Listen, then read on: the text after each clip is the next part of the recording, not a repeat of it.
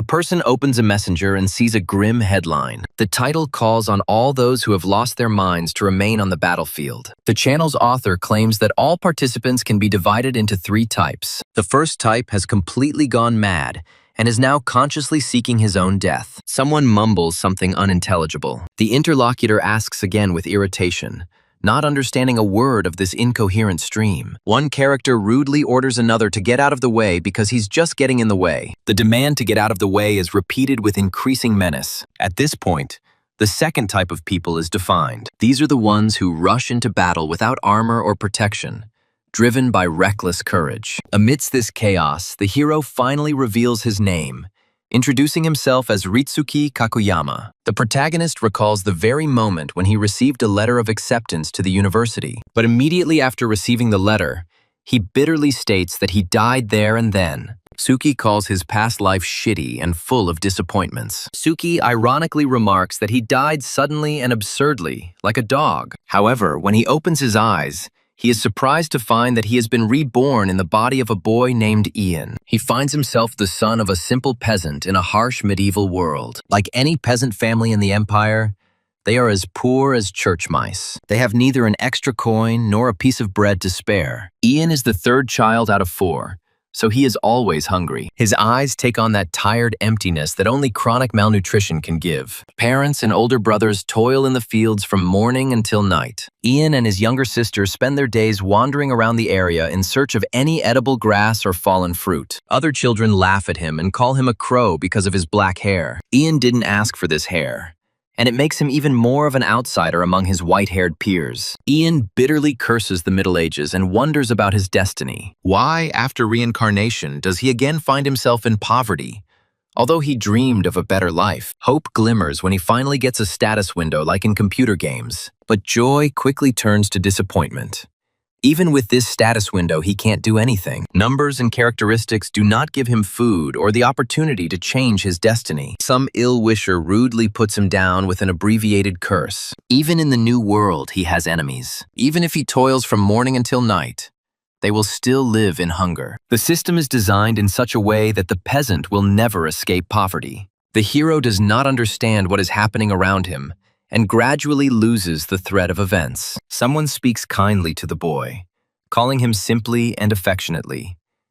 And this voice sounds unexpectedly warm in the midst of harsh reality. The character hesitantly asks if this place is Fellenberg territory, as if checking to see if he has arrived there after a long journey. The interlocutor confirms that this is indeed the same territory, but there is a slight hesitation or doubt in his voice. A surprised question arises nearby about whether this woman defeated the bear, which seems an unthinkable feat for an ordinary person. The stranger proudly introduces herself as Elidith, a wandering mage, thus making it clear that her abilities surpass those of the peasants. The short name, just 3 letters long, appears again, leaving the viewer in the dark as to who is speaking it and to whom it is addressed. Descriptions of important creatures with enormous destructive power and dangerous skills appear. The traveling mage explains that he is looking for a boy with black hair who lives in these parts, and his voice sounds purposeful. A local resident confirms that there are no other black-haired boys here besides Ian, making him the only target of the search. The sorceress concludes with satisfaction that, if this is so, then the child they are looking for is definitely him and no one else. Ian looks at her with a look that is a mixture of curiosity and fear of the unknown future, and at the same time, a lively, charming aura emanates from him. The protagonist skeptically remarks that all magicians are, frankly speaking, terrible eccentrics. And this stereotype is firmly ingrained in the minds of ordinary people. Ian had heard the same talk about the strangeness of mages, but now he couldn't help but admit that this woman was incredibly kind to him. He remembers the spell she used to kill the bear, and it was monstrously powerful. So powerful that the earth shook from one blow. Ian notes to himself that this spell incinerated the huge bear with one blow, leaving no chance for resistance. He timidly turns to the lady magician and asks if he can ask her one question that has been tormenting him since the fight. The wandering magician calmly replies that he is interested in magic, and this is evident in his glowing eyes and tense posture. Ian admits that he has heard that magic is something terrible and destructive, something that ordinary people should stay away from. But seeing her in person was amazing, and now he can't get the power that fell on the beast out of his head. The sorceress gently replies that there is really nothing special about it, and that once you learn, everything will be just as easy. She confidently states that anyone can learn magic, regardless of background or talent. Ian pauses, processing what he's heard, and his heart begins to beat faster with unexpected hope. He timidly asks again whether any person is really capable of mastering magic, as if not believing his own ears. The sorceress easily confirms that all you need to do is find a good teacher, and then everything becomes possible. She speaks directly to a boy named Ian and tells him that he too can become a magician if he really wants to. He exhales that he will be glad to learn from her. And at that moment, his whole past life with its bitterness and disappointments recedes into the background. Teacher Elidith begins to explain the basics of magic, and the main element of all magic turns out to be the mysterious Maronius. Ian listens carefully, trying to remember every word because his future depends on it. Elidith says that since they have received permission from the boy's parents and the local lord, he simply has to give it his all. Ian mentally confirms his readiness, and the teacher suggests that they begin classes immediately. A Maronius indicator appears on the screen, showing just 1% of mastery, and the learning process has begun. Ian diligently repeats strange sounds and runes, and the indicator slowly creeps up, showing 27%. 7 long years of hard training pass, and a mark appears on the screen indicating the elapsed time. Elidith announces that the theoretical part of the training is now complete, and the student is now ready for practice. In the status window, Ian Raven is now listed as a mage's apprentice and has mastered the magical language. The teacher says that now they will move on to the next step, which is more difficult and dangerous. Ian panics and exclaims that they are rushing too much because he has only just learned the basics, and they are already rushing him further. Elidith asks again, puzzled, if they are in a hurry, and there is a slight mockery in her voice. Ian complains that he has only learned Maronius in the last 6 years, which seems like incredibly slow progress to him. He desperately calls for help, feeling that he cannot cope with the onslaught of new knowledge and the teacher's demands. The teacher advises him to listen to the voices. Perhaps this is the secret to understanding the more subtle matters of magic. He listens and hears only the howling of the wind, but he is told that this is exactly what is needed. Ian gains a new skill called air art, which gives him the ability to control the wind. He can now control air currents and use wind magic for his own purposes. The teacher confirms that everything is correct, and the magicians draw their power from these very mysteries, communicating with them in a special language. Ian quietly says the word magic, as if tasting it and trying it on for his new life. He enthusiastically states that he can be relied upon and is ready to continue learning no matter what. Elidith announces that they will first master the art of water, and this will be the foundation for further elements. The teacher warns that Ian's body is starting to cool down, and this is a normal reaction to mastering the water element. Elidith praises him and says that he is doing great and learning at an incredible speed, surprising even her. Ian asks again in confusion, referring to his teacher, and cannot believe what is happening. Ian continues to master the arts one by one, and the earth comes to be the last element on the list. The teacher begins a lecture about how you can't call something flowing that has no movement, and this seems too philosophical to Ian. Ian is puzzled as to why he can't do anything and justifies it by saying that he is just a poor peasant boy. He begins to doubt himself and assumes that he simply has no talent for earthcrafting. Ian reflects on the fact that he should focus on other training rather than banging his head against the wall of fruitless attempts. He notices the skill window in front of him, and his gaze runs over the lines with the elemental mastery levels. Ian realizes that in this world he is some kind of cheater, because his progress is far ahead of all conceivable expectations. He decides that in this case, he just needs to raise the level of earth art, even if it is now the hardest thing to achieve. Ian admits to himself that he has no idea what his teachers are talking about when they give their difficult lectures. The status window displays his current levels, and he sees that his air, earth, and water arts are all at level 1. Someone approaches Ian and tells him that deep below the earth there is hot lava flowing. The voice warns him to be careful,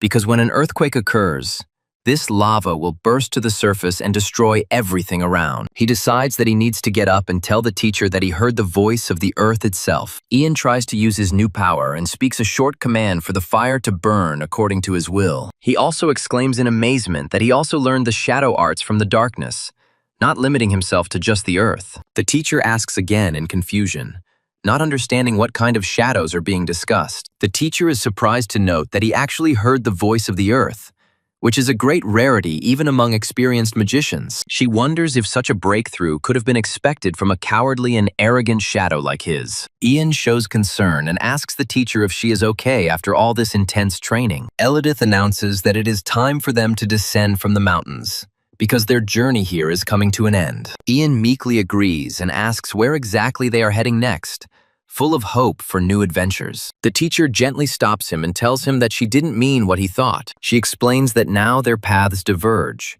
and each of them must go their own way. Elidith gives Ian his final instructions to go to the Chronicler and attend the Space-Time Conference of Mages. She explains that if he is destined to learn the temporal arts, he will meet someone at the conference who can teach him. The teacher adds that if her intuition does not fail her, then Ian will also be able to control time, like the great magicians of the past. Elidith makes an appointment with him in 3 years in the city of Ehrenheim, where he must reach at any cost. Ian is left alone and reflects on the fact that now he has to attend a conference of chronomagi, which he had never heard of before. He thinks about his teacher and admits that she is so unpredictable, and this both frightens and delights him. Ian feels like everything is happening too suddenly, and he hasn't had time to properly prepare for the breakup. He loudly asks if there is anyone going north and shouts that he is with them, trying to find fellow travelers on the long journey. Ian recalls that the teacher did indeed say that the Chronomagi conference would take place in the north. Ian finds himself in the north, and a passerby asks him if this is his first time in these cold regions. Ian responds politely, simply explaining that he had some business to attend to in the area. Lick continues his questioning and asks if Ian has heard of a certain dragon mountain full of secrets and dangers. Ian listens intently and discovers that up there in the mountain, the air is very special and real. Lick asks Ian directly if he knows how to fight, or at least run quickly from danger. Ian sheepishly admits that he's not good at either, and his voice sounds unsure. He notices that his interlocutor is behaving too familiarly, as if they have known each other for a long time, although this is not the case. Lick mockingly remarks that Ian is no good for anything and asks what he does in this life. Ian hums thoughtfully, choosing his words, and a determined look flashes in his eyes. He finally says that he is a magician, and the word hangs in the air like a challenge or a revelation. The interlocutor immediately changes his tone and respectfully calls him Mr. Magician, clearly impressed by what he heard. Someone is loudly and mockingly discussing Ian, wondering where this magician came from. Ian notices their sharp glances and hears them laugh at his modest appearance. One of the strangers exclaims in surprise and says that then any mongrel here could turn out to be a magician. The stranger encourages him and advises him to teach the scoffers a lesson by showing them who is boss here. She explains that mercenaries always bully quiet people, even if they are dealing with a real mage, and something needs to be done about it. The girl advises Ian to show his strength and properly intimidate the offenders so that they understand who they are dealing with. She adds that then, if something happens, these same people will be forced to protect Ian out of fear of his power. Ian agrees with this logic internally, but he is tormented by the question of how exactly he should proceed. He honestly admits to himself that he has never been particularly angry in his life, and does not know how to show aggression. Suddenly, the hero exclaims that he stepped on his plate, and a commotion and confusion begins around. People hear a strange sound and wonder what this vibration is, or if an earthquake is starting right now. Ian starts arguing about the purity of the water, saying it is dirty, full of lime, dirt, and parasites. He is outraged that he cannot simply wash dishes in such water because it is unsanitary. The interlocutor insists and claims that the water is actually much, much cleaner than Ian thinks. Ian repeats the word to himself, not believing his own ears, and his indignation grows with every second. He exclaims that it is beyond comprehension how such a liquid can be considered suitable for washing dishes. Ian is struck by medieval notions of hygiene, which seem wild and backward to him. Someone asks again with disbelief if this guy is really a real magician, and there is a hint of mockery in his voice. Ian tries to answer, but the words get stuck in his throat from indignation and misunderstanding. He hears a cry for water to be brought quickly, and this demand sounds like an order that does not tolerate objections. Something inside Ian turns over, and he can no longer contain his indignation. He breathes out insults at those around him, calling them dirty medieval bastards. And it sounds like a condemnation of their way of life. One of the pursuers nervously asks his companions if Cassie really went this way, and he wants guarantees. His friend confidently confirms that it is true, and then the first one, with a predatory smile, declares that this time Cassie will definitely be his. One of the men's eyes falls on the approaching figure and he points at it, saying that there she is. He calls out to the girl and says that it is already dark, so she must go with him without any objections. Cassie chuckles in surprise, not understanding who is addressing her and for what purpose. Ian, who is nearby, sees this whole scene and asks in fear who these people are attacking a defenseless girl. A strange battle cry is heard, and Cassie tries to defend herself from her attackers. Ian feels very unwell and says with disgust that there is drool on him. It is absolutely unacceptable and disgusting. The voice commands us to wake up and move faster, because we cannot waste a single second of precious time. Ian sees exclamation marks in front of him, which indicate extreme danger or surprise from what is happening around him. Someone shouts in fear that people are coming here. Ian feels a strange aura and is perplexed by what it is, because he has never encountered anything like this before. He gives a short cry saying his name, and there is alarm in his voice. Someone reports that they have big problems and the situation is getting out of control with every second. Cassie is in a panic thinking about what to do, because now these cruel people will catch her. The guy ominously says that now it's clear where she is, and orders her to get up quickly, otherwise he will cut off her hand. And this is not an empty threat. The girl whispers in despair that it's all over and there is no more hope for salvation. A heart-rending cry is heard, full of pain and horror from what is happening around. Ian screams at her to stay close to him or she will be killed with the first blow. Several voices simultaneously tell the magician that they are ready to follow him and carry out orders. Ian collects his thoughts and says that if this is the case, then it is time to act decisively. He discovers something magical, and inexplicable things begin to happen around him. Someone asks in amazement what it is, because he has never seen anything like it before. Another voice panics and screams that he can't see anything in this pitch darkness. He is ordered to light the torches quickly, otherwise they will all perish in this darkness. Ian points in the direction and shouts for people to run there and follow him. Someone gets burned and complains about the hot flame of the torch, reminding that he, too, is a living person. Another voice suggests running in the other direction, but the first one objects that this is not the right direction. Everyone freezes in indecision, not knowing where to go next in this chaos. Ian makes a decision and uses a shadow art skill called dark vision. This skill allows him to see in the dark, and now he can navigate better than his pursuers. He confidently shouts that he knows where to go and orders everyone to follow him. Someone screams again in pain and surprise, and a heavy, ominous silence falls. Ian sees the enemy approaching and freezes for a moment in surprise. One of the mercenaries mutters in horror that they are facing both a magician and a dragon at the same time.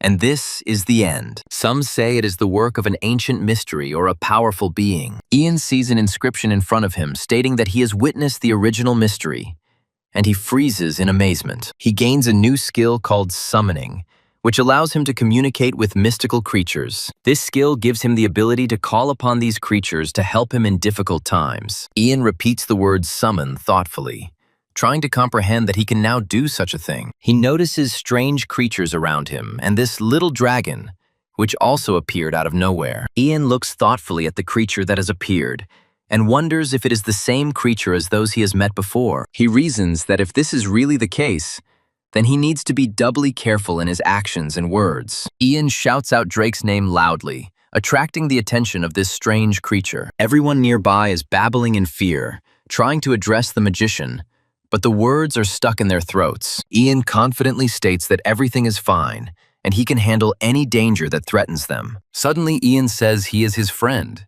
and it sounds like a promise of protection. The hero repeats that he is a friend and will not hurt anyone, and that he has no intention of fighting.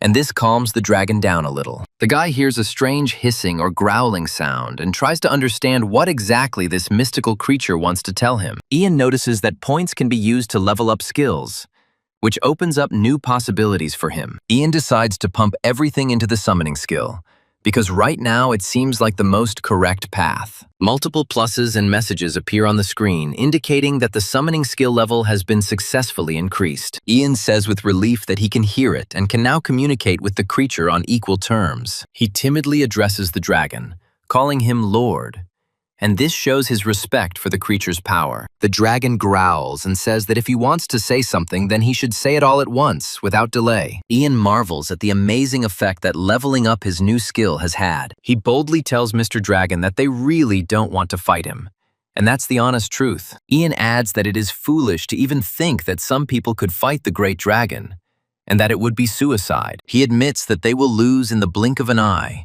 and the dragon will not even have to strain for such a paltry victory. Ian says that for a creature as powerful as a dragon, they are not even worth his time or attention. The dragon chuckles and asks again if this means they are begging him for mercy, and there is a hint of mockery in his voice. The dragon lazily remarks that killing such insignificant people is a hassle and not worth it. The dragon adds that he is just in a foul mood right now, and this could influence his decision. Ian looks at the dragon in horror and cannot utter a word from fear. He thinks in despair about what he will do now if the dragon decides to attack them. Ian addresses Mr. Drake respectfully and asks why he is in such a bad mood. The dragon answers a question with a question, not understanding why he would explain his feelings to just anyone. Ian says he thought he could help the dragon, and there's a genuine desire in his voice. The dragon utters a short word, curiously, and a spark of interest in this persistent magician awakens in his voice. Ian modestly introduces himself as just a seeker of the mysteries of this world, who hopes to offer his help. He addresses the dragon again, calling him Mr., which sounds unusual for such an ancient creature. The dragon finally agrees and says, "Good," making it clear that he is ready to listen to this strange man. The hero remembered how the teacher said that it was impossible to master magic without communicating with those who are its source. Ian understands that the type of relationship he builds with this mystical creature is of utmost importance. He wonders if they will become friends or if the secret will be his subordinate, and that will change everything. Each secret has its own unique nature, and the magician must be able to penetrate its essence to the end. Ian knows for sure that the most important skill for a magician is the ability to find an approach to other beings. He finally finds the solution and exclaims that this is it, and the word lightning appears. Ian looks at the dragon thoughtfully and says that we need to see what comes of it. He begins to guess that the dragon needs alcohol, and the larger the body, the stronger the drink must be. Ian hums,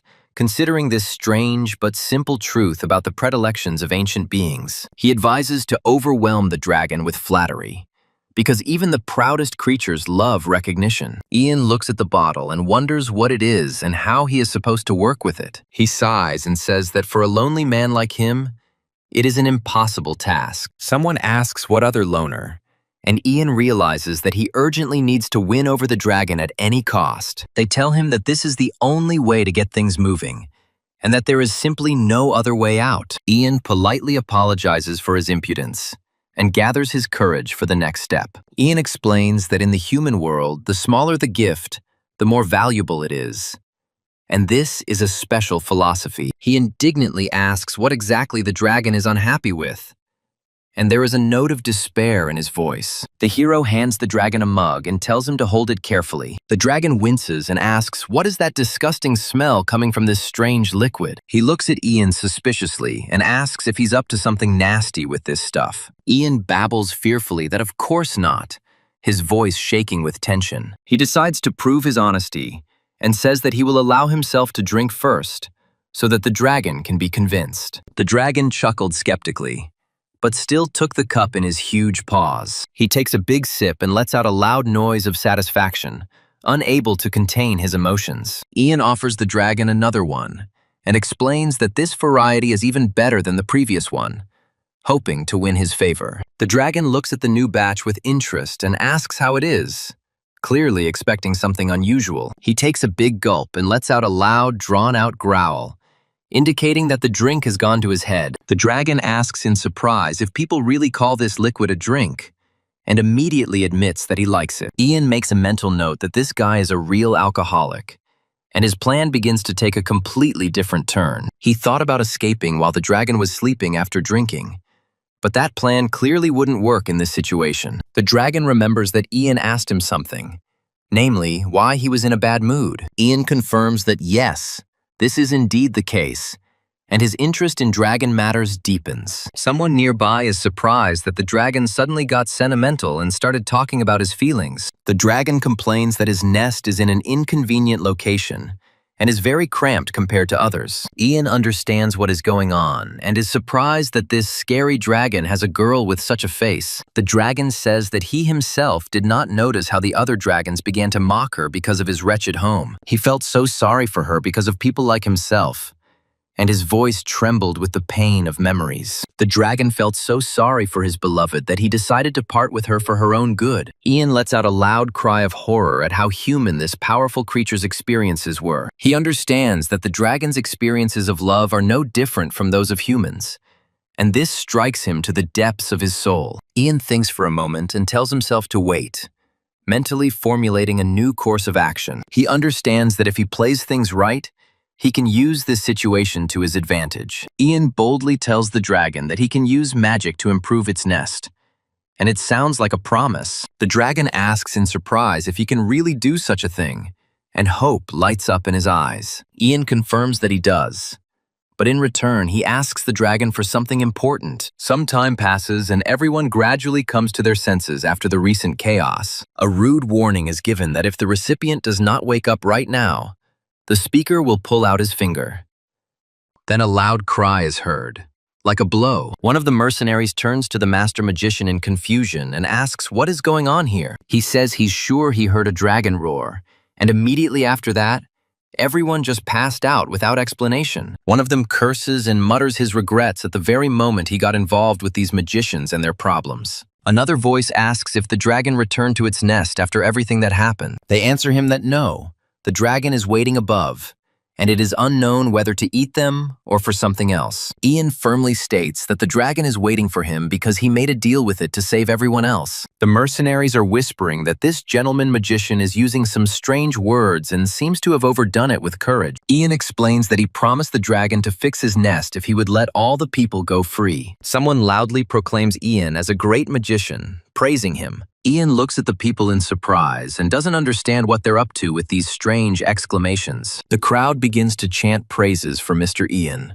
claiming that he has defeated the roaring dragon. People shout about his victory and demand that his name be praised again and again without stopping. Ian says that, whatever the case, they should be ready to hit the road by the time he returns. Ian sternly orders them not to leave without him because he is now responsible for them. They tell him not to worry because they are truly one with him in spirit and body. Ian climbs up to the dragon's nest and looks at it, thinking about the work ahead. He says wow in surprise, assessing the scale of destruction and desolation around him. The dragon tells him that it is too late to retreat, and Ian replies that he had no intention of retreating, but was simply looking around. He admits that he needs to use Maronius, and it will not be easy in these conditions. Ian feels like his calculations are declining, and he needs to quickly sort out the nest and get some rest. He understands that if he removes the protruding stones and levels the walls, the interior will become much more spacious and comfortable. Ian looks thoughtfully at his work and says that everything is fine, reassuring himself. He comes to the dragon with another request,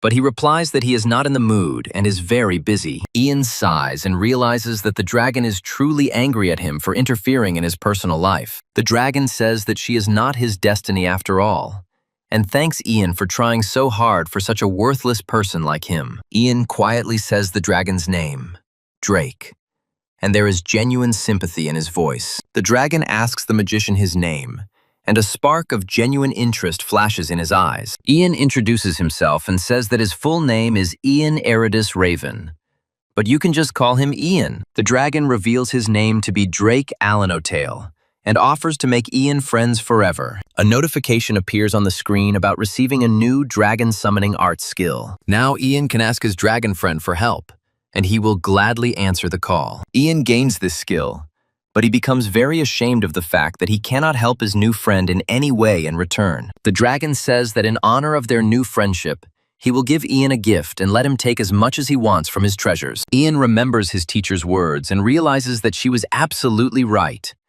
Because dragons love to collect treasures. He looks thoughtfully at the pile of jewels and notes that all dragons seem to be alike in their passion for shiny things. Ian admits that he had completely forgotten about the method his teacher taught him many years ago. Ian begins to cast a spell and utters strange words, turning to the earth with a plea for help. The earth responds to his call and asks what this new man needs this time. Ian commands the earth to move the rocks aside and straighten the walls of the cave to make the space more spacious. Ian looks at the result of his work and cannot believe his eyes. The dragon looks around in amazement and asks if this is really his nest, which has been so transformed in just a few moments. Ian proudly says that this is his gift to the dragon as a sign of their new friendship and mutual respect. The dragon lets out a loud cry of delight and says how spacious and comfortable he now feels in his renovated home.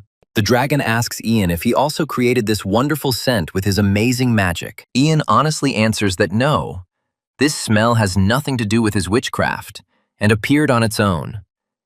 The dragon says that now he will not be ashamed in front of his beloved for such a wretched dwelling. The dragon is glad that it will now be safe here, even when he has children, and no one will harm them. Ian makes a confused sound as he feels his body begin to weaken from exhaustion. Cassie calls him and tells him that they have to go because time is running out. The dragon shouts at him to hold on, then calls his name in concern. Cassie whispers to the dragon to wait and listen, and there is desperation in his voice. She reminds the dragon that she is a friend of the magician and begs him for leniency and help. Several voices simultaneously call out to the hero, asking where he is and if he is okay. Ian lets out a weak groan, coming to his senses after a long spell of unconsciousness. When he wakes up, he immediately asks what time it is and where his phone is so he can find out the time. He repeats the word telephone as if it were the most important word in the world. Ian asks in confusion why it has become so soft and sticky to the touch. He wonders if his phone has turned into a jelly bean right in his pocket. He hears Cassie's voice and wonders why she knows his name, since they hardly know each other. Cassie gently tells him that he should lie down for a little while longer because his head is still foggy. Ian is advised not to get up so suddenly, and is asked if he is okay after everything that happened. Ian nods and remembers that he forcibly raised the level of his summoning magic, talked to the dragon, and even got a nosebleed. Ian looks around and quietly asks where the dragon is that was just next to him. He thinks to himself that he could die of shame because he so stupidly lost consciousness in front of everyone. Ian tells those around him not to worry because he is perfectly fine. He whispers that the dragon called him a friend, and now he probably went to his girlfriend. The hero asks Ian how Cassie managed to get here in the first place, since the dragon doesn't allow strangers in. The girl replies that she simply told the dragon that she was Ian's friend, and that was enough. Ian asks in surprise to repeat the word girlfriend, and Cassie nods affirmatively and says, "Yeah." Ian asks if she spoke to the dragon in Moronius, but the girl doesn't understand what he means. She asks again what it is, and there is genuine bewilderment in her voice. Cassie says she's really sleepy after everything she's been through in the last few hours. She admits that she followed Ian, even though she knew it was mortally dangerous, but she couldn't do otherwise. Cassie approaches the magician Ian and says that she wants to ask him for something very important. Ian asks what exactly, his eyes flickering with both concern and curiosity. The girl replies that yesterday's attack by bandits was entirely her fault and lowers her eyes to the floor.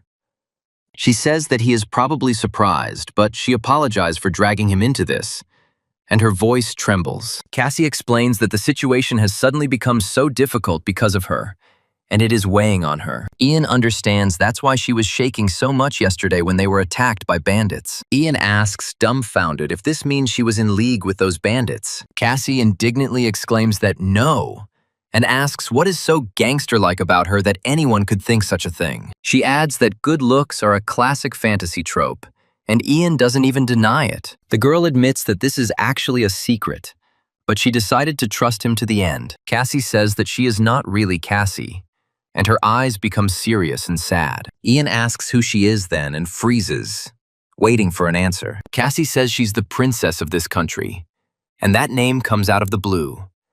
The girl reveals her real name and says that her name is Lucy of the Tarian clan.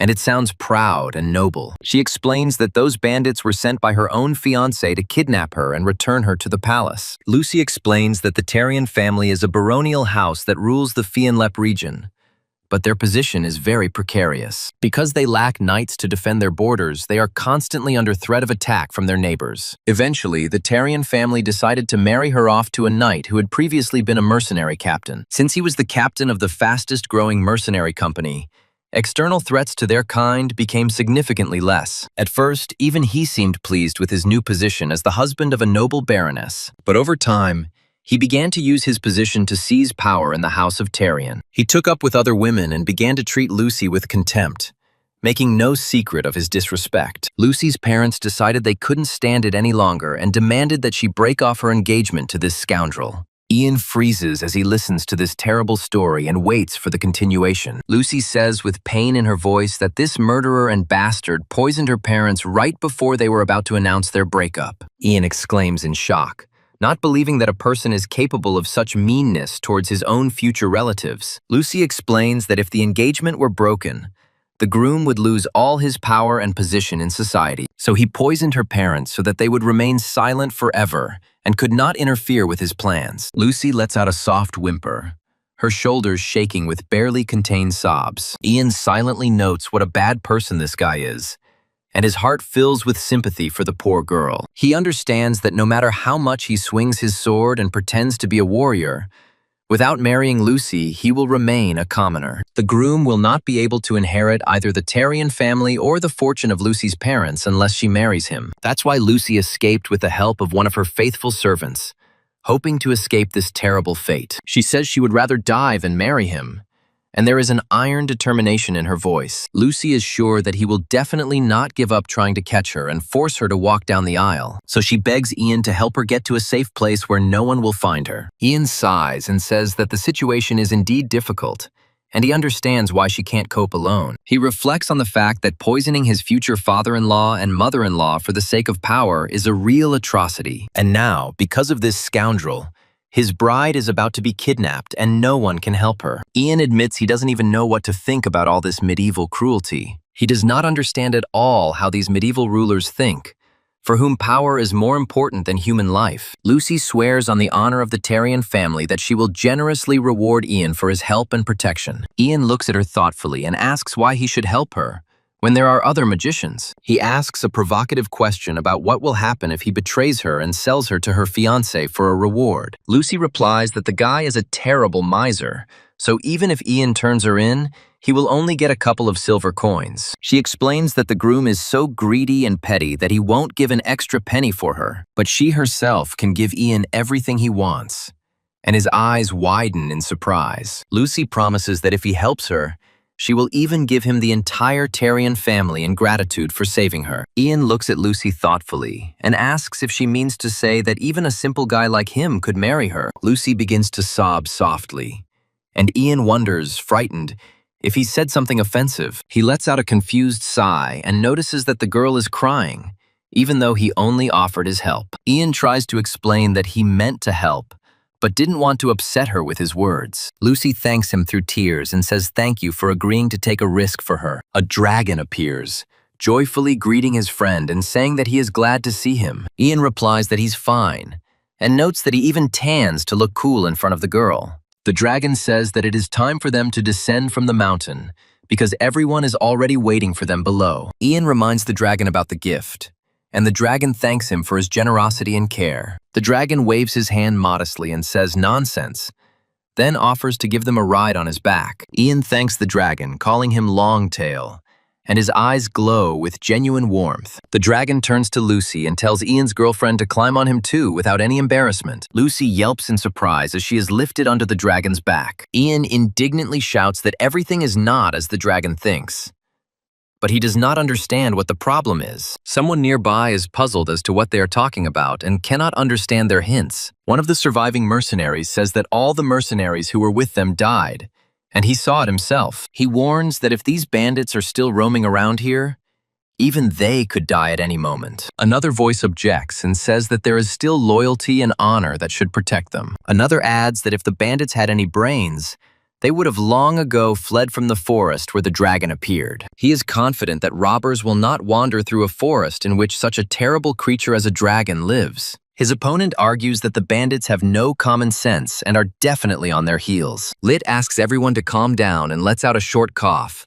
drawing attention to himself. One of the mercenaries firmly declares that they will wait for the magician, no matter how long it takes. Suddenly a cry was heard that bandits had attacked a camp, and everyone grabbed their weapons. One of the mercenaries regrets that he had to leave without waiting for the magician, but the other urges him not to lose heart. The bandit shouts that they will finish them off in one fell swoop and lets out an angry war cry. The terrified traders scream for help and say they will give whatever they want just so long as they are spared. The leader of the bandits demands that they give them a woman who is hiding among the travelers. One of the mercenaries asks fearfully about the woman and does not understand who they are talking about. The bandit confirms that he heard about the beauty with dark blue hair, and there is no need to pretend to be fools. Someone from the caravan remembers that very beauty with dark blue hair. He says that if the bandits mean that girl, then her name is Cassie, and she is somewhere around here.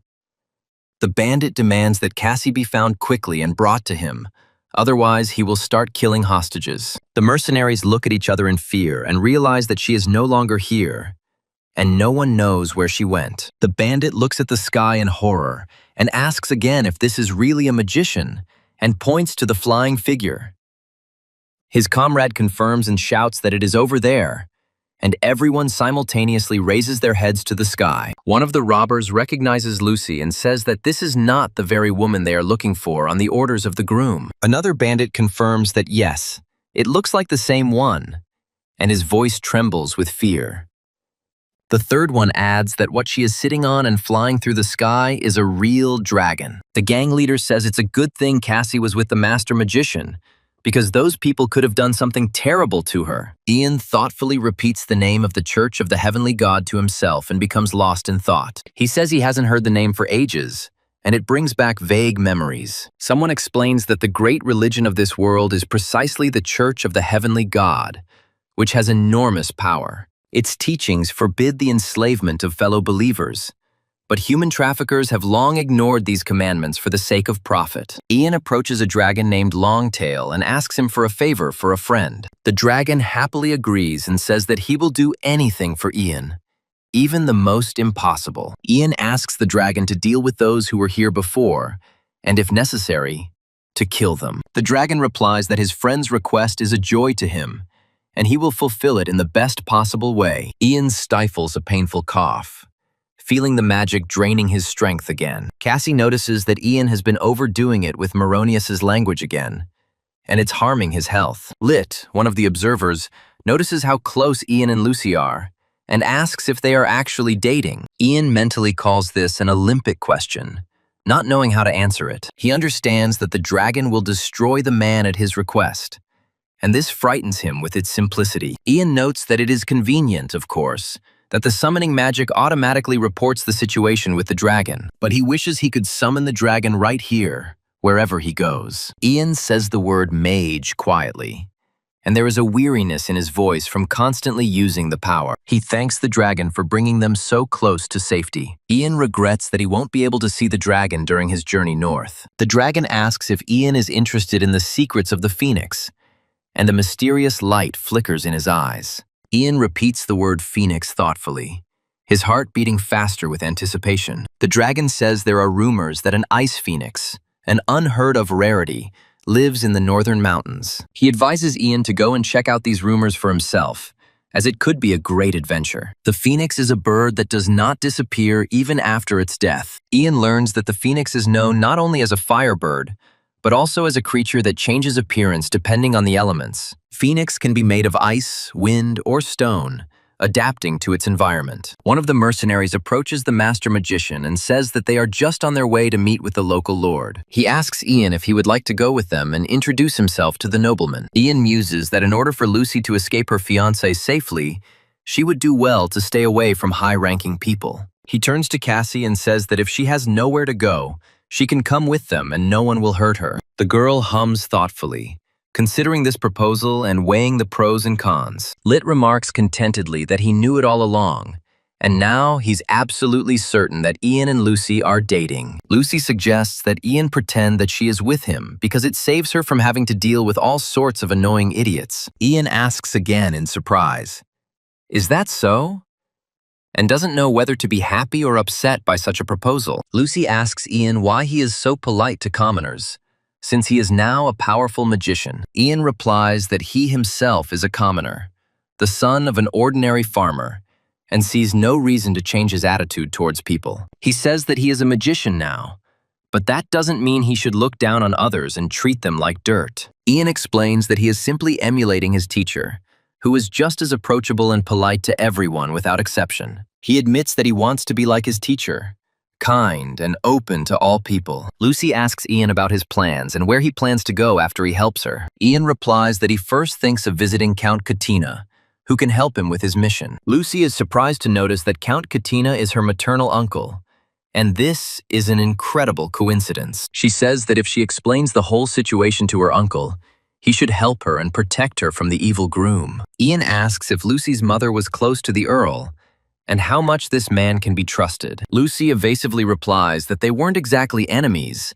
but they weren't particularly close either. Upon entering the hotel, the owner warmly greets the guests and wishes them welcome to his establishment. Ian politely says they'd like to stop for a couple of nights and take a bath after the journey. He takes out some coins and asks if this will be enough for accommodation and all amenities. The owner replies that more than enough, and he will immediately prepare the best rooms in the hotel for them. He asks Lucy if the young lady will also take a bath, or only the master magician. Lucy exclaims indignantly, "No way!"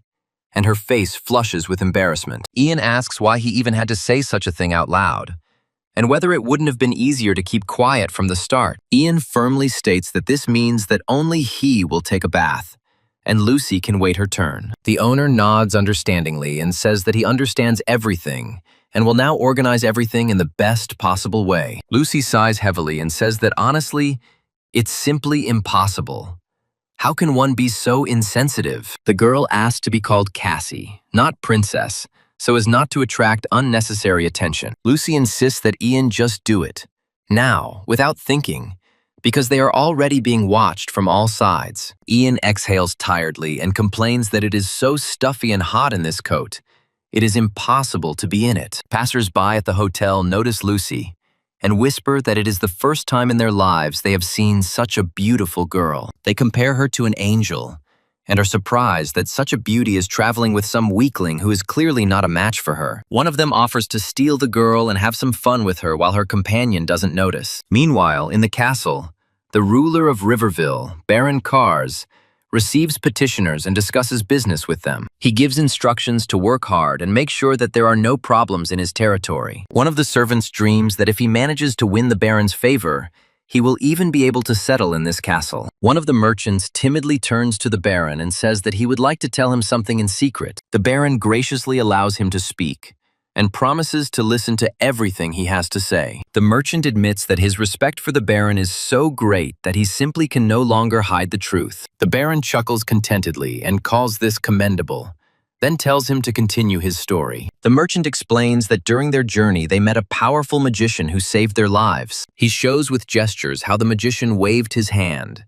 and then again, and the dragon obeyed him without words. The Baron exclaims in surprise that this is truly impressive, and asks to tell him more about such an incredible man. The merchant says that this is not all, because this great magician is now staying at an inn right here in the city. The Baron jumps up from his seat and shouts what he said, not believing his ears at such news. He understands that it would be bad if this unpredictable magician suddenly flared up and unleashed his dragon on his lands. The Baron panics and thinks that things could get even worse, because right now, a group of bandits is already located on his territory. They tell him that these are the Holy Knights of Santiago, who are famous for their cruelty and fanaticism. Driven by their devotion to the god of war, they took up arms and roamed the lands in search of demons and monsters. They are both monks and martial artists who have proclaimed themselves to be the protectors of humanity. The Baron wonders what would happen if this order of Knights of Santiago were to encounter the magician who tames the dragon on his lands. He realizes in horror that this could lead to a catastrophe, and the complete destruction of his possessions. The Baron cries out in panic and cannot utter a word out of fear for his fate. He orders that the Knights of Santiago be called immediately, and says that they need to be spoken to urgently. The Baron orders that a room be prepared for this man and that he be accommodated with maximum comfort. He decides that it will be easier to negotiate with the Knights than with this crazy magician, whom no one controls. Meanwhile, Ian sits in the hotel and impatiently asks when they will finally bring him his long-awaited food. The girl apologizes guiltily and says that she will prepare everything right now, and asks for forgiveness for the delay. She mumbles that she hasn't even filled the bath yet and feels very awkward in front of such an important guest. Ian decides that he can handle everything himself, and there is no need to serve him, because it is he who needs it, not the owner. He says that he will deal with the bathroom himself, and the owner can go do other things. The servant politely asks if he is disturbing and apologizes for interrupting Ian from his meal. At this time,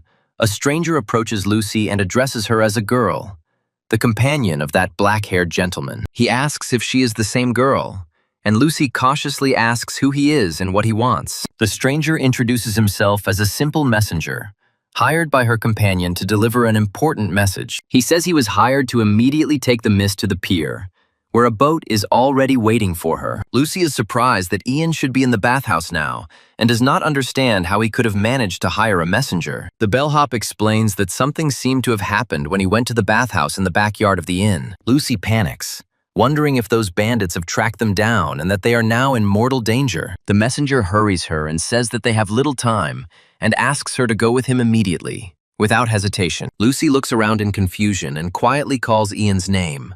Not knowing what to do in this situation, she makes a frightened sound and cannot move from the spot due to the overwhelming fear. Ian hears piercing cries for help and realizes that Lucy is in danger. Ian notices that these people clearly do not look like those sent by Lucy's fiancé, and this makes him even more wary. He understands that in front of him is just some trifle that has no relation to their pursuers. One of the attackers shouts faster, hurrying his accomplices before the magician arrives. Ian looks at the bandit with disdain and asks if he really thinks he can escape from him. He sighs and says what a hassle it is to get involved with this gang that knows no fear. The leader of the bandits understands that it was because of this magician that they escaped and were unable to steal the girl. Ian admits to himself that with his current power, he cannot cast spells as well as he would like. Of all the mysteries that are within his power, he only needs to find the one that he can apply in this situation. Ian casts a spell and says it's time, because their light is fading right before their eyes. He decides that this is just enough time to have a little fun with these bandits. Ian grins and challenges his enemies to play his game. One of the attackers recognizes the voice and realizes that they have fallen into a trap. Ian contemptuously calls his opponent trash and remarks that he called for his mommy like a little child. He rudely asks the bandit where they put the girl.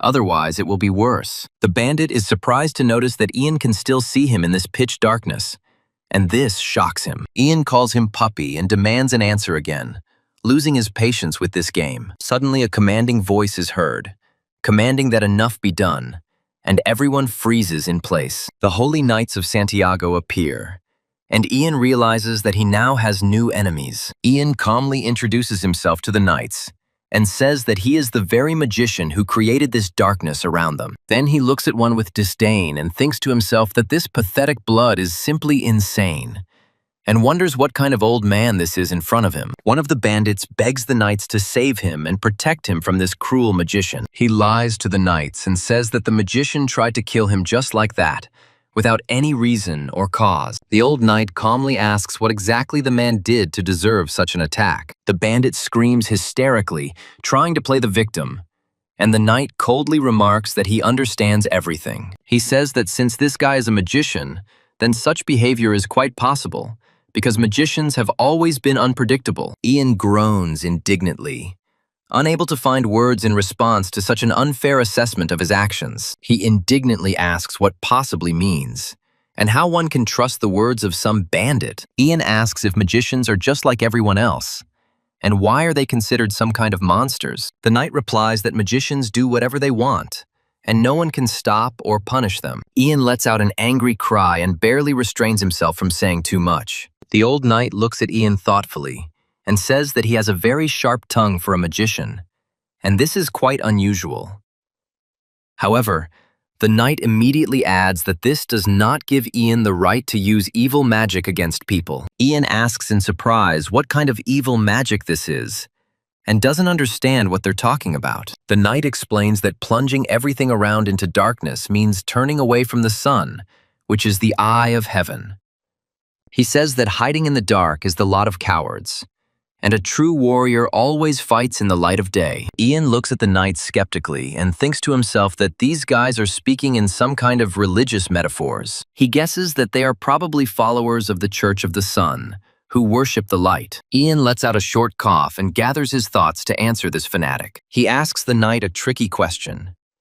If the will of heaven is contained in light, then why does night exist at all? The knight admits that he was mistaken and asks forgiveness for his haste and prejudice. Ian politely asks if he can go now because his sister has been kidnapped and he needs to find her. The knight asks in surprise if this means that Ian attacked the bandit because he was one of the kidnappers. Ian answers haltingly that no, not exactly, but he can't explain everything now. The knight orders his comrade named Dietrich to stay here and keep an eye on the bandit. He obediently answers.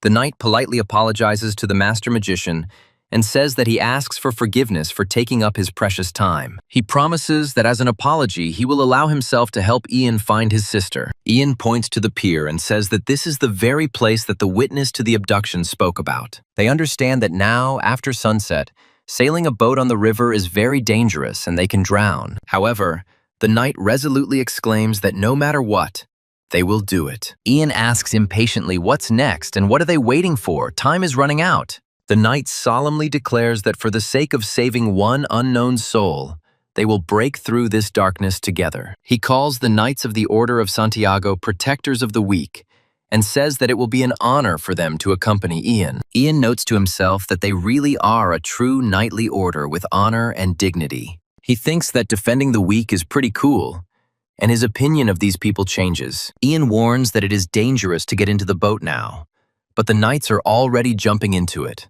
not listening to him. The knight asks in surprise if he is really going to push the boat right in the middle of the river. One of the knights looks at Ian in surprise and asks if he doesn't master the art of shadow. Ian calmly explains that he has mastered the basic levels of several different schools of magic, and this is not unusual. The knight says that this is very strange, because all the magicians he saw on the battlefield only possessed one type of magic. Ian looks at the river and exclaims in surprise that here it is, and begins to cast a spell. The knight watches in amazement as the water parts for the boat and says that this surpasses any water art he has seen. Ian sighs wearily, feeling the magic draining his already weak strength once again. The people in the boat scream in fear as the water begins to churn and foam around them. A girl runs up to the main character, cries out his name in tears and begins to hug him. Lit reproachfully tells Ian, "What is he doing?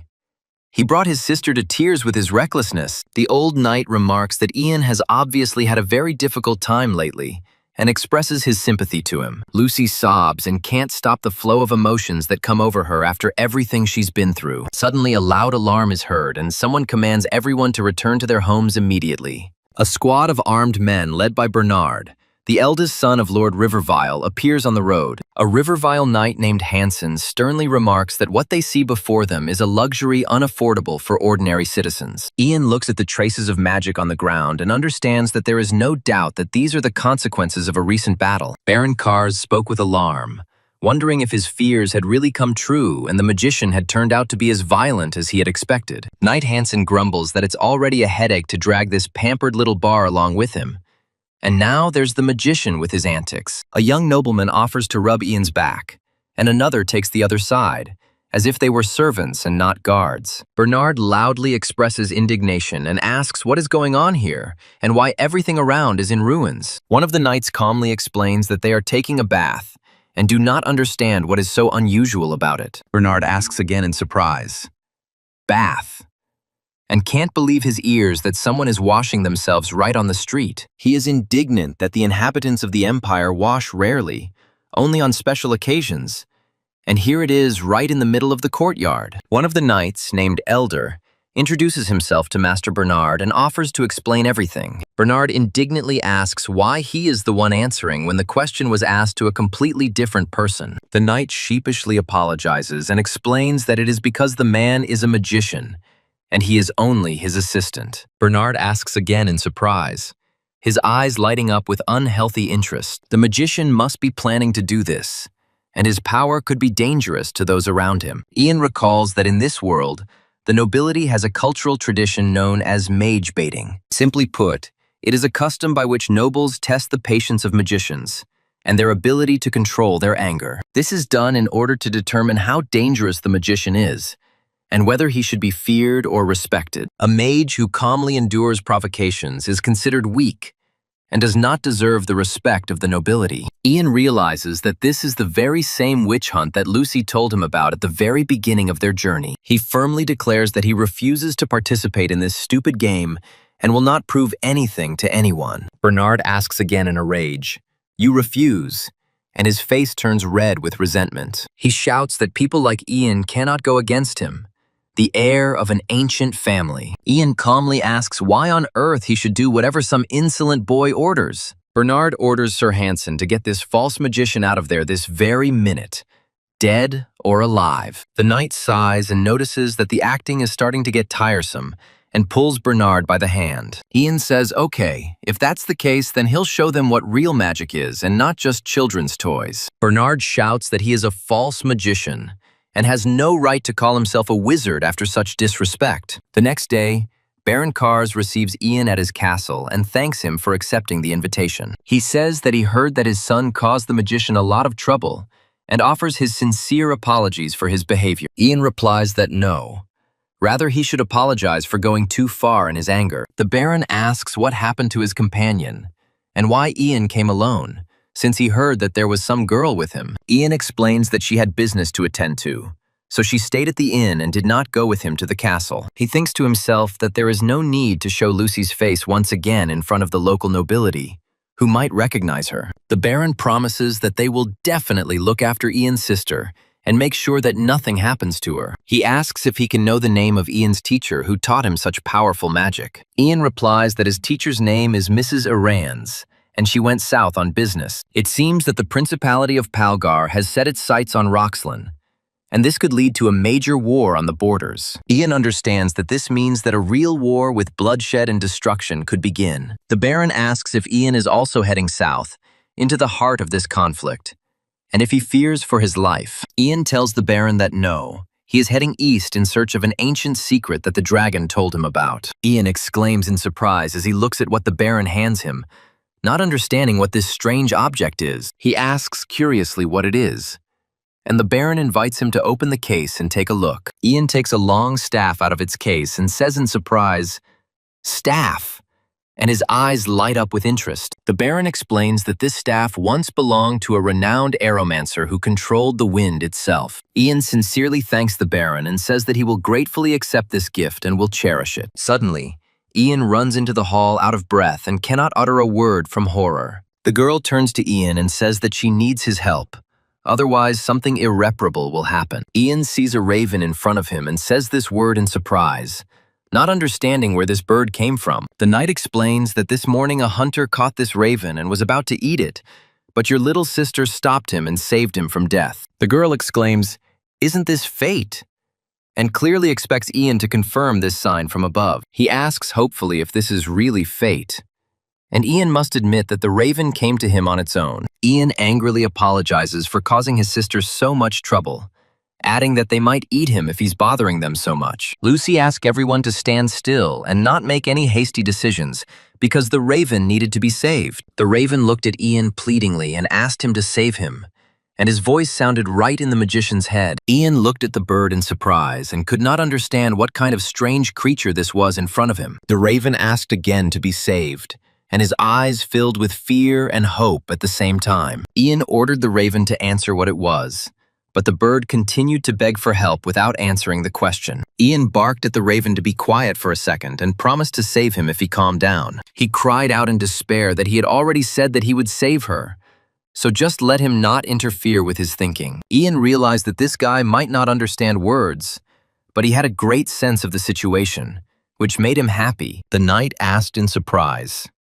He had just spoken to a raven and couldn't believe it. Lucy said, "Please leave him here for now, and proudly added that she knew this raven was not simple. Lucy boasted that, of course, she had never studied, but she seemed to have a talent for magic, and this delighted her. Ian sighed and thought to himself that she had gotten carried away, and now she would not stop until she told everyone about it. Lucy assured him that the raven would soon recover, and that his wing would heal in no time once he had some rest. Lucy asked what they should do with the raven now, and suggested returning it to the hunters since it was in the way. Ian thoughtfully noted that then he would simply be eaten, and that would not be the best solution. The raven begged them not to leave him, and said that the people here were so scary that he was afraid to be left alone. The bird again begged Ian to save her, and he sighed, realizing that there was no escape from this hassle. Lucy asked happily, "So they were taking him with them?" And her eyes lit up with delight. Ian replied that at least until the raven recovered, it could not be abandoned to its fate. Lucy said that then we need to give him a name, and it should be something special and beautiful. Ian asked again in surprise, the name, and did not understand why this was needed at all. Lucy suggested naming the raven Obsidian because he had such beautiful black eyes, like precious stones. Ian noted to himself that this guy liked Lucy messing around with him, and he was clearly jealous of the bird towards her. He said that the name was too long. Let it be Oberon, short and noble. And Lucy enthusiastically agreed. Lucy solemnly announced that from now on, his name would be Oberon, and the raven nodded his head in satisfaction. The old knight overheard their conversation and asked Ian what he was so worried about. He said that no matter how capable a magician Ian was, traveling alone with a woman in the wilderness was dangerous. The knight offered to make a deal regarding a monster that had appeared on Count Katina's lands. Ian asked again, "A deal?" and looked at the old warrior with interest. The knight explained that they were just heading out to hunt a monster that had appeared in the domain of the Temple of Katina. Ian clarified that by monster he meant the very same monster about which there are terrible legends. The knight asked if Ian had ever heard of a monster called a manticore. Ian froze, remembering the scary stories about this beast. The knight explained that it was a notorious and cruel magical beast that delighted in killing people. Ian realized that the knights did not mean to say that they should help them hunt the manticore and risk their lives. The knight replied that no, they didn't want to drag Ian into danger unless he wanted to. He added that, of course, if Ian himself offered help, he would not object, and would even be glad to have such an ally. The old knight was about to say something, but Ian interrupted him and said that he agreed then, without listening to the end. The knight explained that they were actually a knightly order established by the church, and they had another request for Ian. Ian asked in surprise, "What about?" and looked at the old warrior with interest. The knight said that they wanted to ask Ian not for hunting, but for help of a completely different kind. He continued that when they mentioned that they were going to the manticore, the priests in the Count's domain forced a mage to help them. Ian realized that this had deeply offended the magician, and that he now harbored a grudge against the entire order. The knight explained that this was why they wanted to ask Ian to help calm the angry man. He said that the words of another magician would be perceived differently by this person than by theirs, and this could help resolve the conflict. Ian made a decision, and said that in this case they would hire each other and help the knights with their problem. He noted that traveling with the knights was surprisingly comfortable, and it was a pleasant change after all the misadventures. Ian found all the members of the Knights of Santiago to be decent people and pleasant to deal with. He added that the journey was stress-free and they felt completely safe. Ian said, however, that if there was anything to complain about, it was their obsessive desire to convert everyone to their faith. One of the knights approached the master magician and asked if he would like to join them in studying the Bible. Ian politely refused, but the knights insisted and offered to study the Holy Scriptures together, as a whole company. Even Lucy happily agreed and said that she would join this activity with great enthusiasm. Ian said no thank you again, and the knights asked, offended, why not, since it was so interesting. He said that if he could really talk to God, he would ask him about his status window. Ian approached Mr. Dietrich and asked if he could join them in studying the Bible. The knight praised him for his excellent attitude and willingness to learn the Word of God. Ian politely thanked her for the compliment and smiled his enigmatic smile. The knight suddenly frowned and asked what was the matter and what this strange look meant. Ian said, surprised, that the same man had just said he had a great attitude, and he was simply confirming his words. The knight indignantly shouted that he had not said anything and demanded to know what voice Ian had just heard. Ian swore that someone had just spoken to him, and it wasn't the knight, but someone else. He froze and said that he understood.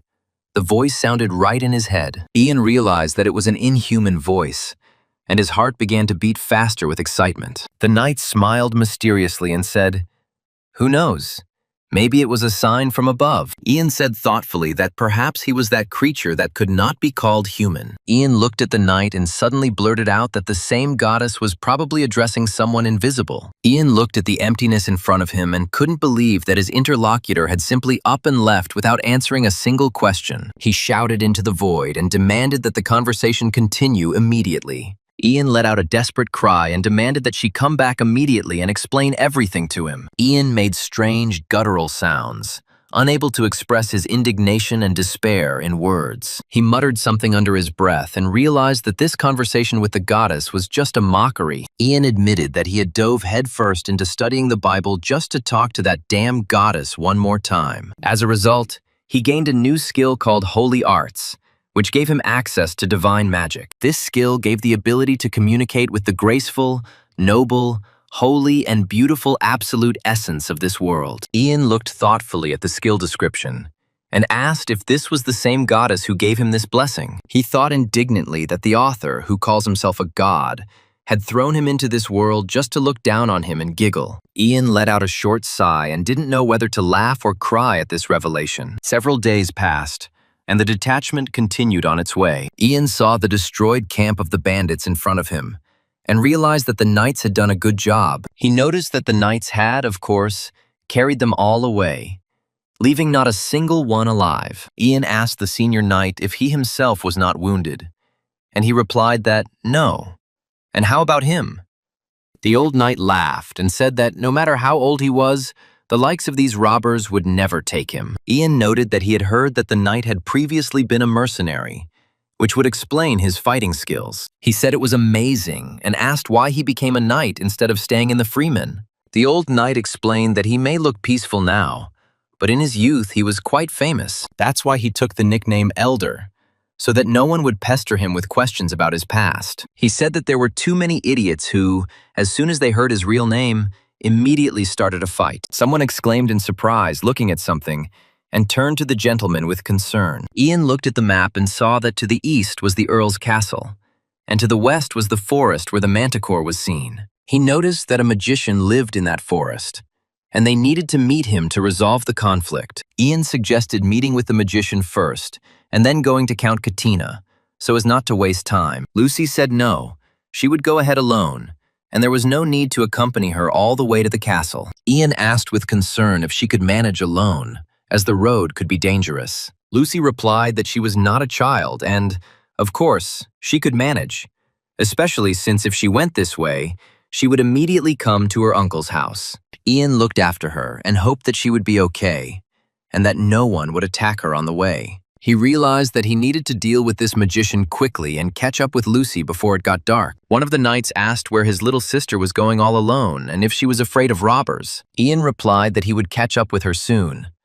But that was not the point now, since they would soon be meeting that same magician. The knight asked if Ian was mentally prepared for this meeting, and if he was afraid of the wrath of the offended magician. Ian repeated thoughtfully, mentally prepared, and did not know what to answer to such a strange question. He said that magicians are usually difficult people, and this one would definitely be angry and irritated because of the priest's order. Ian realized that it was unknown what this magician could do to them, and why they should have to clean up the consequences of the order's mistakes. He asked himself again why they should have to clean up after the order, since it wasn't their fault that the priests had overdone it. Ian chuckled nervously and said that this was the first time he had met a mage in this world, not counting his teacher, of course. He wondered how it would all go and whether he would be able to find a common language with this offended magician. A strange laugh was heard behind the trees.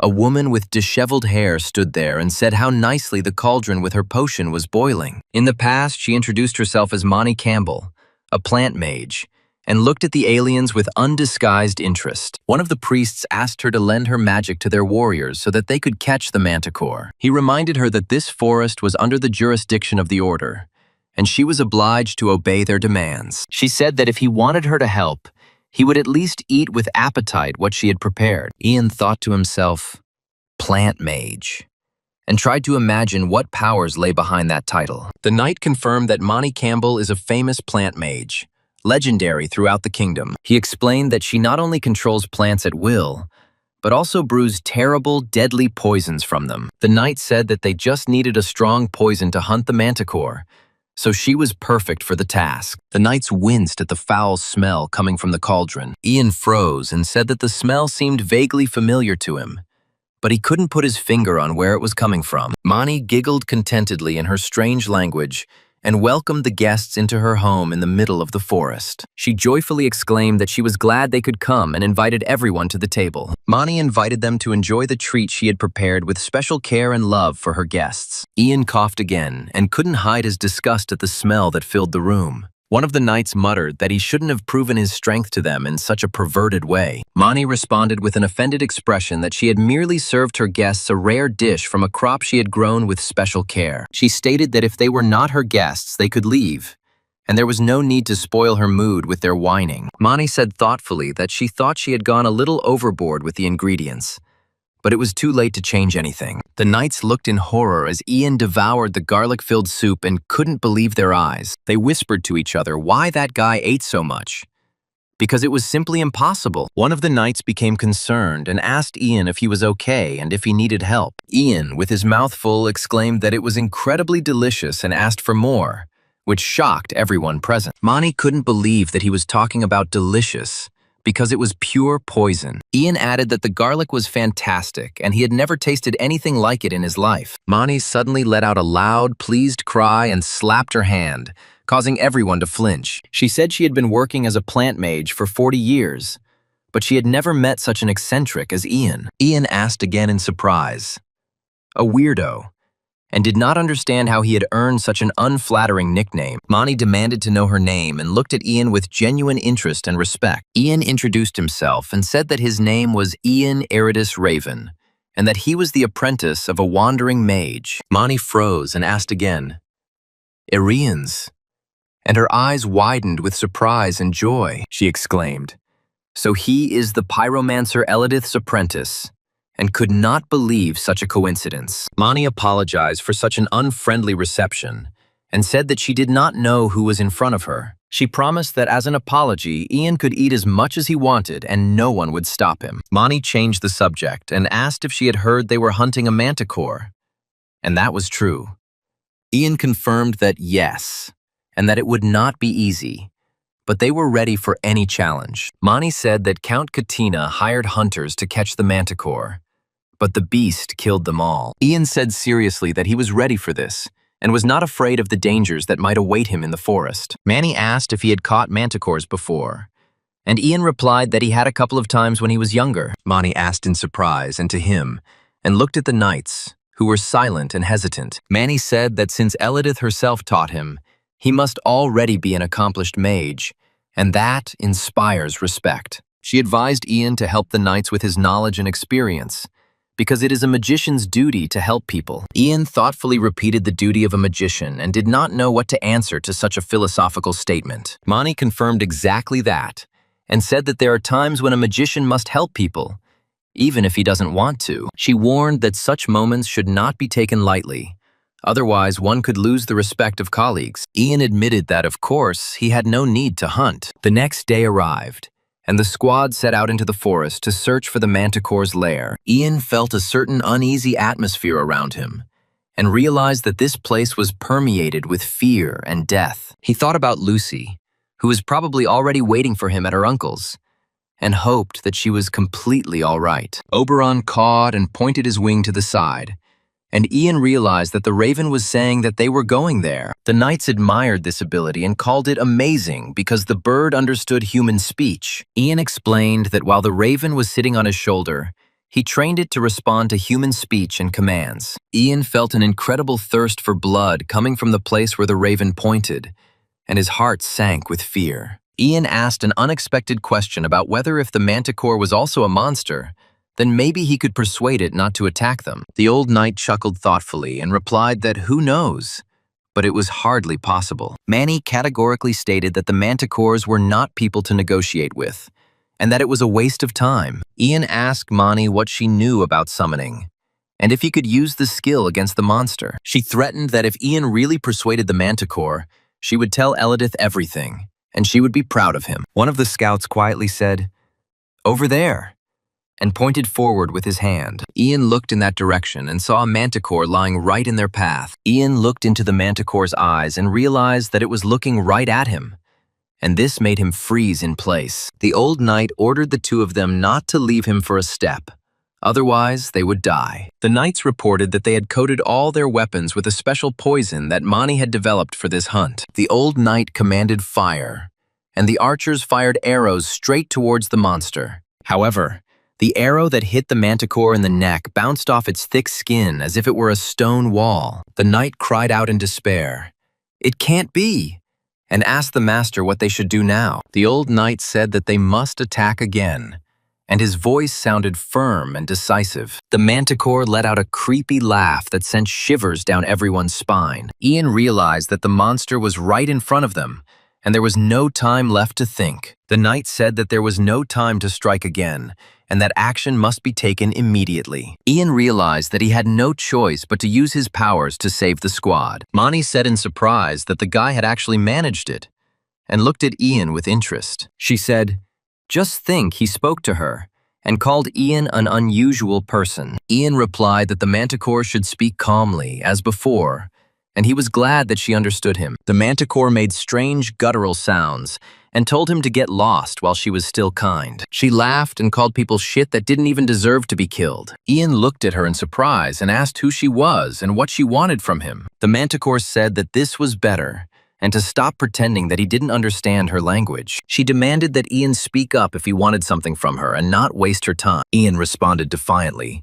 her scalp, and gripped the staff in his hands, preparing for battle. The manticore burst into loud laughter and said that he was honest and that she liked it. She offered Ian to join forces with her and tear these people to pieces right now. The manticore promised that she would savor their flesh, and Ian would have all the women he desired. Ian shouted indignantly at her to shut up and called her words vile and disgusting. Ian called the manticore a piece of shit and just scum that wasn't even worth talking about. The manticore smiled contentedly and said that this was better, and honesty was what she valued. She declared that this was precisely why he was worth killing, and prepared to attack. Mani screamed, the language of the Empire, and began to cast an ancient spell in an unknown language. She commanded it to grow, and huge tree roots began to rise up around the manticore. The knights indignantly shouted at Mani, asking what the hell she was doing, and demanded an explanation. Mani replied that she would absorb the manticore along with the knights who were nearby if they did not leave. She screamed,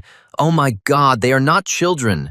They will come up with something themselves and don't expect help from her." Mani stated that the main thing now was to kill the manticore, and everything else did not matter. Dietrich let out a strangled cry as the roots began to strangle him and the monster. The knights shouted to the elder and begged him to stop this crazy woman. Dietrich apologized to the gentleman and said that he had missed the manticore and it was his fault. The old knight said indignantly that he was saying such a thing and demanded that he not blame himself in vain. He said that they all tried their best and it was not their fault that the monster turned out to be so strong. Ian looked at the dying knight and said that here he would never have thought that he would see someone die with his own eyes. He realized that this world, where monsters and wars were commonplace, had nothing in common with his past life. Death, which Ian knew only from books and films, has now become a reality for him from which he cannot escape. He quietly called Dietrich's name, but he didn't answer, and his eyes were frozen in emptiness. The knight made a weak, hoarse sound,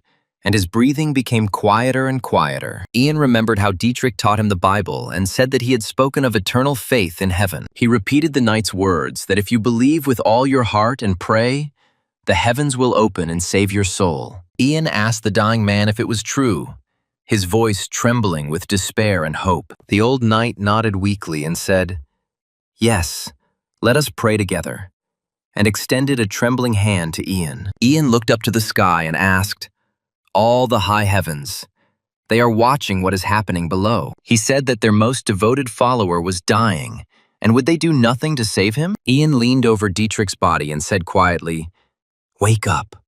And there was a pleading tone in his voice. Dietrich woke up and turned to the goddess, hoping that she would hear his desperate call. Dietrich smiled faintly, thinking that he had gone to heaven and his soul had finally found peace. The goddess told him that she was glad to see him, and her voice sounded soft and soothing. She added that he still had things to do in this world and it was time to return back. Dietrich asked again in surprise, "What's wrong?"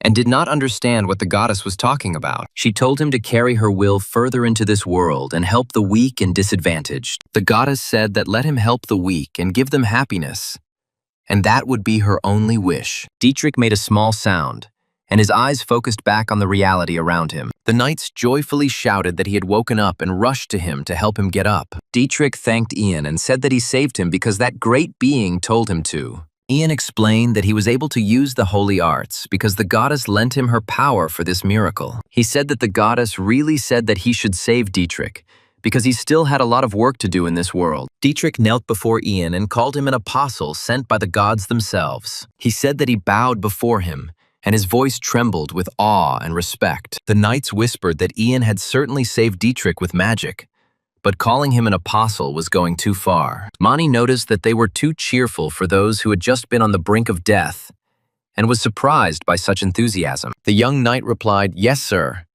And Ian said that he would send Oberon on a reconnaissance mission to find the monster. Ian was worried that the raven would be okay and that it might get into trouble. The old knight assured him that everything was fine, and he knew that this guy was no slouch and would cope. He said that they needed to teach this creature a lesson.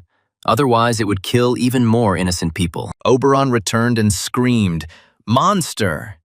and pointed his wing towards the forest. The manticore gave a satisfied laugh and said that this man was his father, yes, turning to the young man. The guy asked in horror how she could speak like a human being and couldn't believe his ears. The manticore made him a lucrative offer and told him to kill his father and bring his head to her. She promised that she would do this and she would spare the others and no one would suffer from her claws anymore. He shouted indignantly, "She thinks he will agree to this," and grabbed his sword. The manticore growled menacingly, then differently, and prepared to attack. She screamed and rushed at the people with incredible speed. The young man shouted "Dad" and rushed forward to protect the old man. The old knight looked at this and said, "Holy Knights of Santiago." The old knight gave the command to fight, and his voice thundered over the clearing. The manticore laughed and called them insects who were just waiting to die. The knight screamed, "What a fool!" and did not understand why they were climbing to certain death. He ordered the magician to shut up and not interfere with them fighting the monster. The manticore stated that it was futile resistance and that they would die at her paws anyway. The old knight clutched his sword and cried out, "The beast is insolent!" rushing at the manticore with incredible speed. The manticore parried the attack and let out an evil laugh, having gotten a taste of a real battle. Mani cried out the flora, and huge flowers with sharp thorns began to bloom around her. She commanded to grow, and the roots of the plants rushed towards the manticore to entangle its paws. The manticore growled that these were cheap tricks and bit through the roots with its sharp teeth. The knights retreated back and did not know how to defeat such a strong enemy. A knight from the squad shouted, "Ian Iridus, his turn!" and all eyes turned to the mage. Ian stepped forward and commanded fire, releasing a stream of flames straight into the monster's face. He shouted at the mountain, and the ground beneath the manticore's feet began to shake and rise up. The monster screamed in fear and tried to break free from its stone captivity. Ian let out a tired sigh, his body trembling from the strain of his magical powers. Ian modestly said that it was all thanks to them, the knights, and they were only fulfilling their duty to the order. Oberon sat on Ian's shoulder and sarcastically noted that he was being ignored and pecked him on the ear. Ian hissed at the raven and ordered it to shut up without drawing unnecessary attention to himself. He thought to himself that the knights must be afraid of him, since he turned the manticore into a huge fireball. The guy approached him and said that they thanked him for saving their lives. Ian sheepishly replied that yes, and added that he did it not out of gratitude, but because it had to be done. The knight approached Ian and said that he was great, and that they were able to capture the manticore only thanks to him. Ian waved his hand sheepishly and said he had simply done as Mani had said and did not deserve such praise. The knight predicted that Ian would surely charm all the nobility, and perhaps he would become someone truly great. Unfamiliar knights rode up to the detachment and asked if they had captured the manticore. The old knight answered, "Yes, indeed," and asked who they would be, looking at them with suspicion. The strangers apologized and introduced themselves as knights from Count Katina's castle, sent for the heroes. Ian asked again in surprise from the castle, and did not understand why they needed them, the knight said.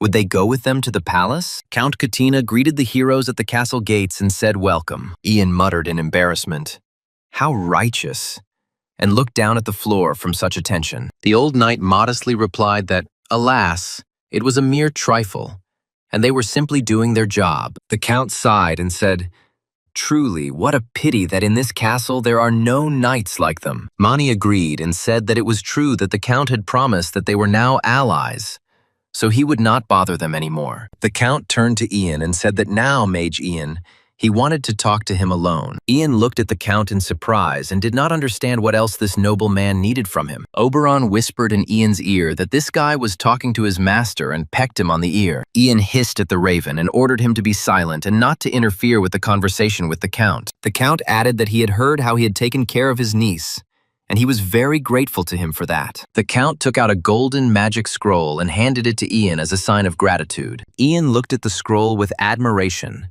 and realized that it was a golden magic scroll, a huge rarity in this world. The count explained that as soon as it was torn in two, the magic scroll activated its effect and saved the owner from death. The count asked him kindly if he liked it, and said that he had prepared it especially for Ian as a token of his gratitude. Ian bowed and said his thanks for such a valuable gift, and hid the scroll in his bag. The count laughed and said that he didn't need any thanks, adding that he had returned Lucy safe and sound. He said that it was nothing, and there was no need to worry about such a trifle as a scroll. Oberon snorted and said what kind of hat it was, and asked where the count had dug up such an old thing. Lucy told the protagonist that they hadn't seen each other for a long time, and asked if he was okay after all his adventures. The guy also replied that they hadn't seen each other for a long time and looked away shyly. The knight whispered in Ian's ear that she was not his sister, and asked if she was his beloved. Ian replied that it was not at all, and said that there were circumstances here,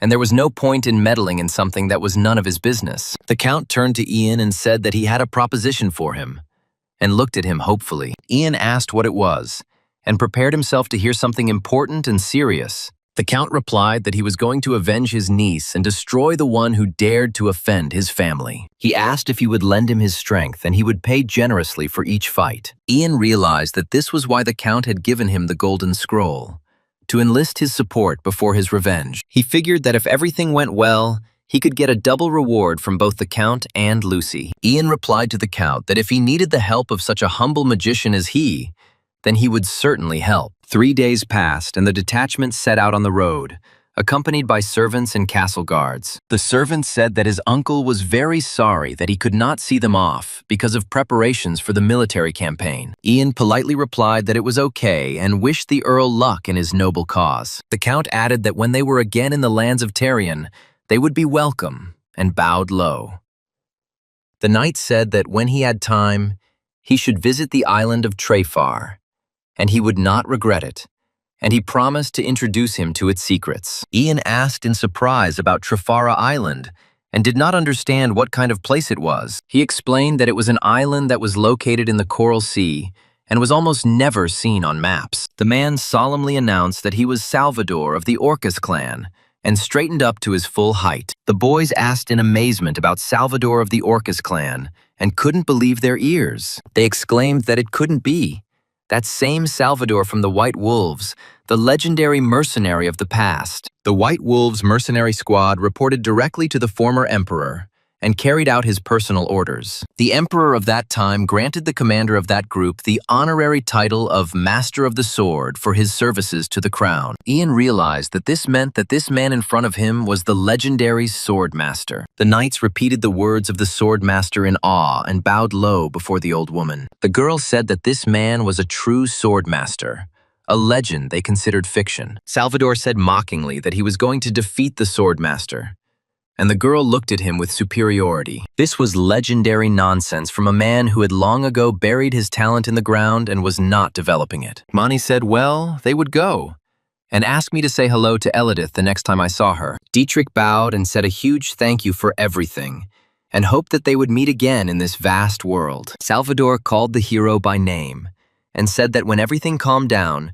he would go to the ruins of Trafara for new adventures. The man promised that they would see each other again then, and winked at him goodbye. She wished him to take care of himself and not take unnecessary risks, because there are many dangers in this world. The Count remembered how Lucy clenched her fists and whispered for him to punish the one who killed her mother and destroyed her family. She remembered that this man had killed her sister, and then tried to force Lucy to marry his henchman. Count Katina thought to himself that this situation was not so bad for him, and he could use it as a cover. The Count said that when all this was over, he would talk to Lucy and explain his position to her. He swore that he would bring this hated Avenger Graham to justice and restore justice to these lands. The knights raised their swords and shouted, "Long live the Count! Everyone follow him!"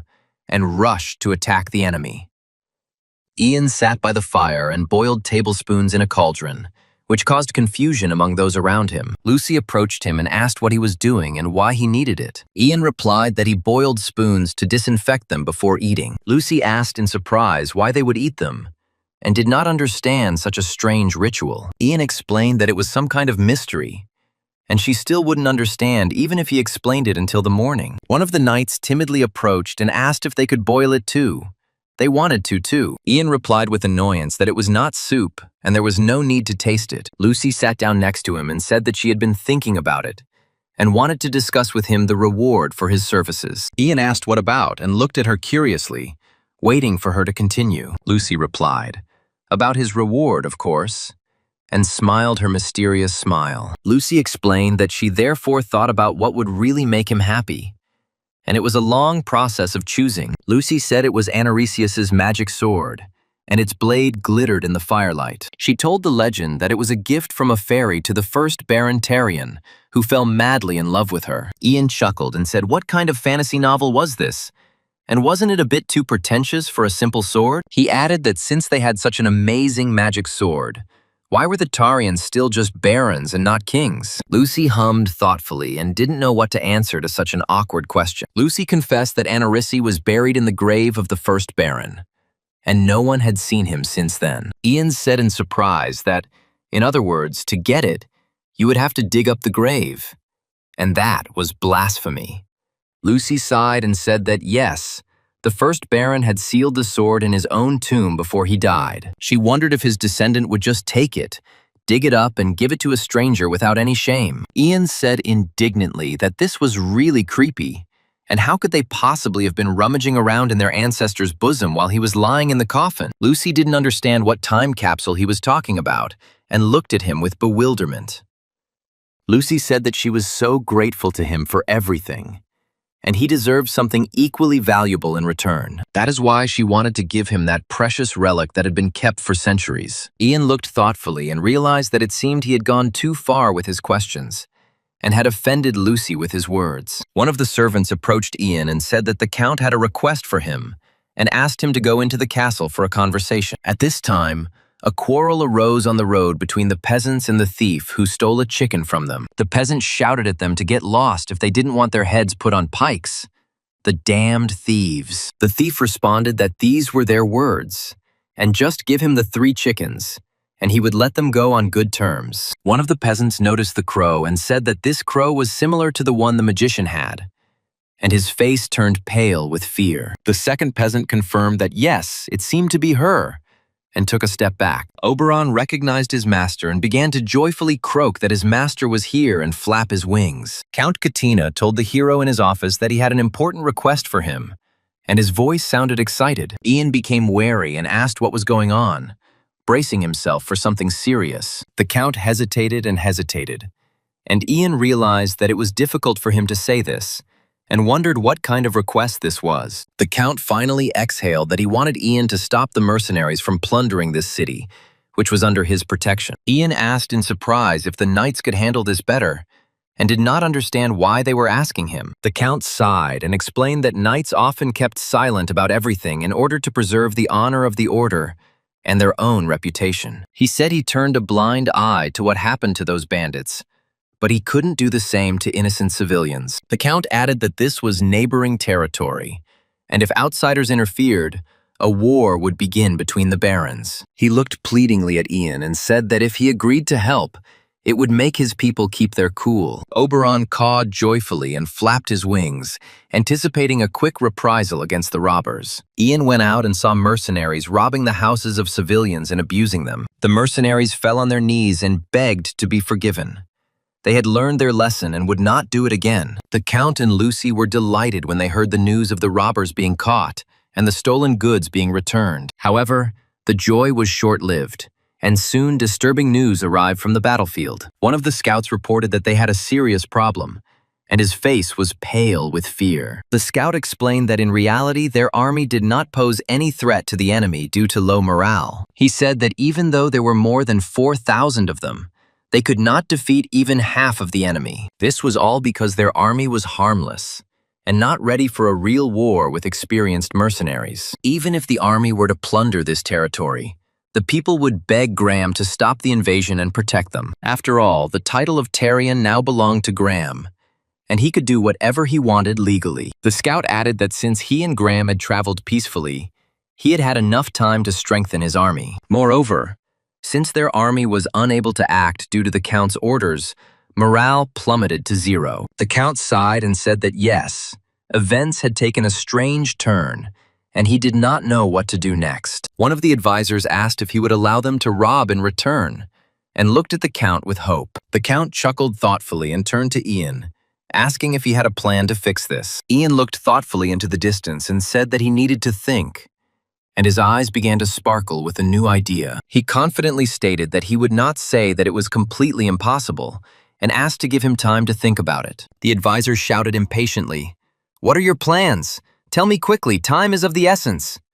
He slammed his fist on the table. Lucy looked at Ian with pride and said that this was their Ian and believed in his abilities. One of the knights whispered that this magician was too self-confident and that one should not place great hopes on him. Ian said that somewhere in Tarion territory there is one place that could be the key to victory. Oberon interrupted him and croaked, pecking him on the head. The peasant asked in horror who they were, and stepped back when he saw armed men. One of the knights proudly announced that he was Lord Ian Eridus Raven, a student of the great sorceress Elidith. The peasant fell to his knees and said that he was asking for forgiveness.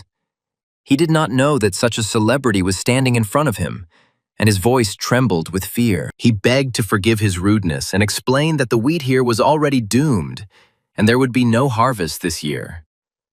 Ian asked in surprise what he meant by this, and did not understand what the peasant was talking about. The peasant replied, "Can't he feel it?"